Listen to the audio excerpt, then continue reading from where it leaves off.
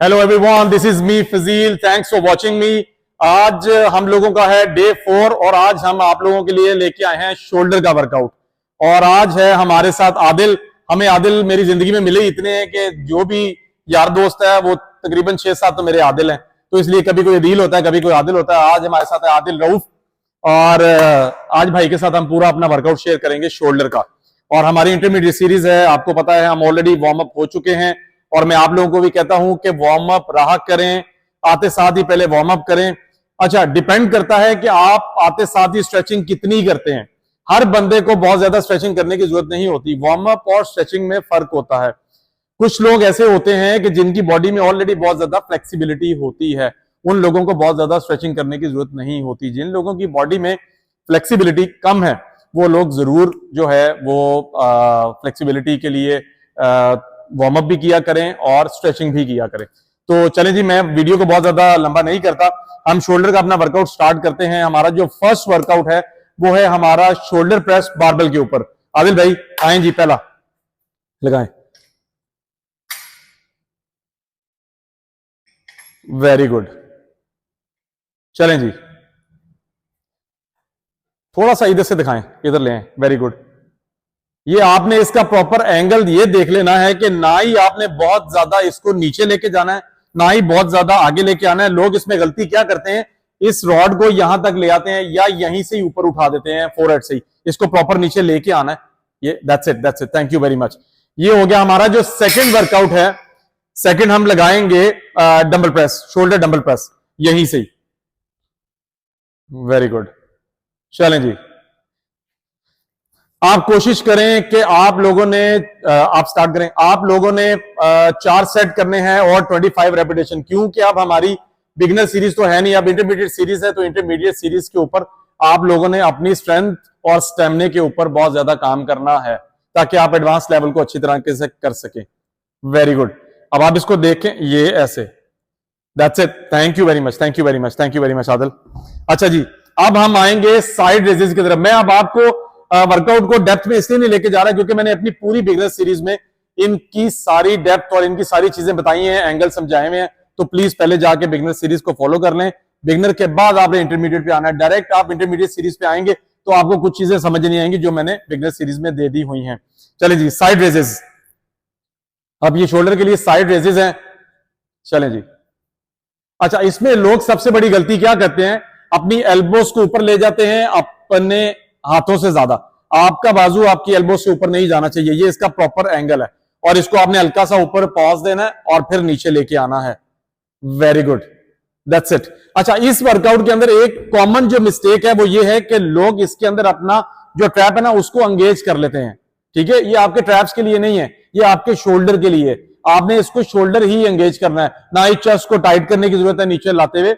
ये चीजें आप लोगों ने खुद अंडरस्टैंड करनी है, अपनी बॉडी को आप लोगों ने खुद अंडरस्टैंड करना है। जिस बॉडी पार्ट का वर्कआउट कर रहे हैं उस बॉडी पार्ट को एंगेज रखें। अगर वो बॉडी पार्ट ही आपका एंगेज नहीं होगा, बॉडी पार्ट कोई दूसरा एंगेज हो रहा होगा, तो फिर उसका क्या फायदा उसका आपको वर्कआउट करने का। चलें जी, अब हमारी है फ्रंट रेजेस, सॉरी। चलें जी, फ्रंट रेजेस 1 बाय 1 लगाएं। 1 by 1 front raises. Very good. इसको थोड़ा सा वहां से लेके आए। मैं इसमें एक चीज ऐड करना चाहता हूं, इसमें यह कि इसमें कभी भी आपका जो बाजू है ना वो बिल्कुल स्ट्रेट नहीं होता। ठीक है, इसके अंदर थोड़ा सा आपका बेंड रहता ही रहता है बाजू में ये, और इसको फोरहेड से ऊपर नहीं लेके जाना, यही इसका जो है वो बेसिक फार्मूला है। Very good, that's it, thank you. अच्छा, इसके अंदर लोग कहते हैं कि जी आपने बिल्कुल स्ट्रेट रहना है। इसमें स्ट्रेट नहीं यार, जो आपका इसमें नेचुरल बेंड आना है या नेचुरल जो मूवमेंट है वो होती ही होती है, उसका कोई फर्क नहीं पड़ता। लेकिन ये आपके देखें, अगर आप 4 सेट करेंगे 25 रेपिटेशन होगी। वेट आपने अपने हिसाब से लेना है, बहुत ज्यादा लाइट भी ना हो और बहुत ज्यादा हैवी भी ना हो। तो इसका मतलब है आपने अगर एक वर्कआउट खत्म किया तो आपके 100 रेपिटेशन होगी, तो आपकी स्ट्रेंथ कैसे नहीं बनेगी। 100% आपकी स्ट्रेंथ भी बनेगी और मसल भी बनेंगे, टेंशन नहीं है जी। हमारा 5th वर्कआउट और हमारा है जी ये डेल्ट का वर्कआउट है, बेंड ओवर डेल्ट। लगाएं जी, bend over delt. Yes, very good. इसमें लोग बहुत ज्यादा जो है ना वो मिस्टेक करते हैं कि अपने आप को बहुत ज्यादा ऊपर कर लेते हैं।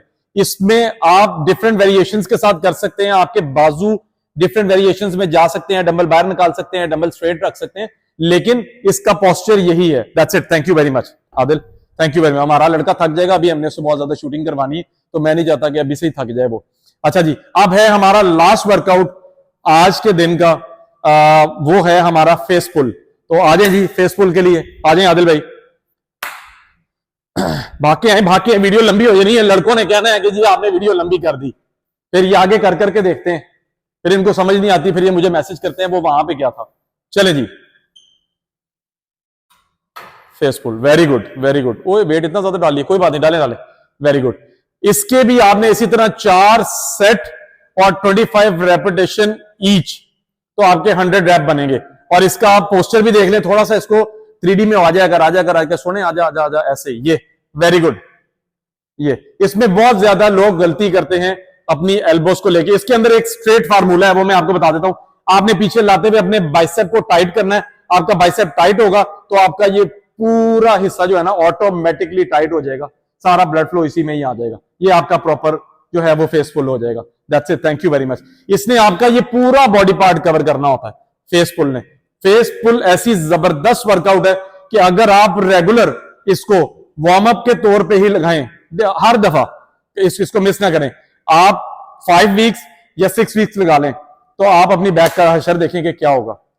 चले जी, अब हमारा शोल्डर का वर्कआउट आज खत्म हो चुका है, और मैंने कोशिश भी की है कि मैं इसको जल्दी जल्दी खत्म करूं। तो थैंक यू वेरी मच। इसी तरह ही सब्सक्राइब करते रहें, लाइक करते रहें, हमें फॉलो करते रहें। हम इसी तरह ही आप लोगों के लिए सीरीज बनाते चले जाएंगे। अभी हम लोग कोशिश कर रहे हैं कि फीमेल सीरीज को भी लेके आए, क्योंकि बेशुमार फीमेल्स के जो है वो मैसेजेस आते हैं कि जी आप फीमेल सीरीज क्यों नहीं बनाते। तो हम अपनी कोशिश पूरी कर रहे हैं और वो बनाते भी चले जा रहे हैं। वो आहिस्ता आहिस्ता हम अपलोड करेंगे इस सीरीज के बाद, या इसके साथ ही कोशिश करेंगे कि हम लोग ऐड कर लें। आप लोगों का बहुत शुक्रिया, थैंक यू वेरी मच।